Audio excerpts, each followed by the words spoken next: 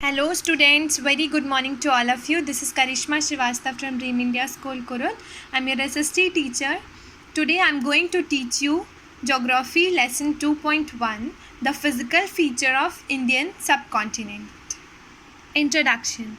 India is a vast country with varied landforms. Our country has practically all major physical features of the earth, that is mountains, plains, deserts, plateaus and islands. India is a large landmasses formed during different geological periods which has influenced her relief. Its present from the movement of the plates result in building up of stresses within the plates and the continental rocks above, leading to folding, flaunting and volcanic activity. Classification of plate movements. What is plate movements? Plate movements are classified into three types: convergent boundary, divergent boundaries and transform boundaries. There are convergent boundaries, while some plates come towards each other and form convergent boundaries. Divergent boundaries, some plates move away from each other and forms different boundaries. Transform boundaries, in the event of two plates coming together, they may either collide and crumble, or one may slide under the other. At the times, they may also move horizontally past each other and form transform boundaries. Just have a look at the picture. Plate boundaries. First picture shows divergent boundaries, second picture shows convergent, and the third picture shows transform boundaries.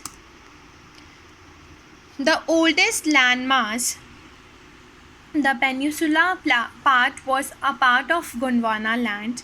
The Gondwana land included India, Australia, South Africa, South America as one single landmass. The convectional current splits the crust into a number of pieces, thus leading to drifting of the Indo-Australian plate.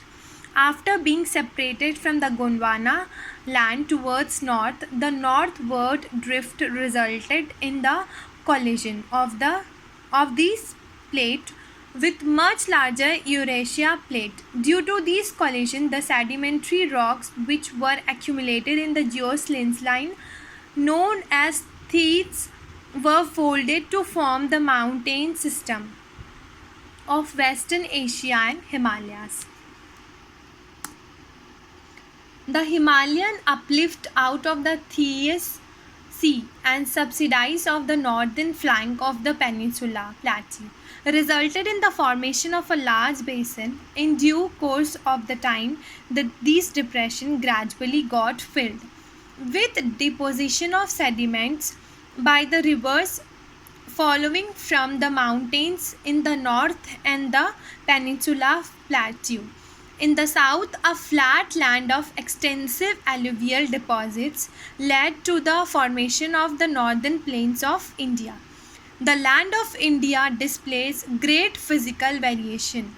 Geologically, the Peninsula Plateau constitutes one of the ancient landmasses on the Earth's surface.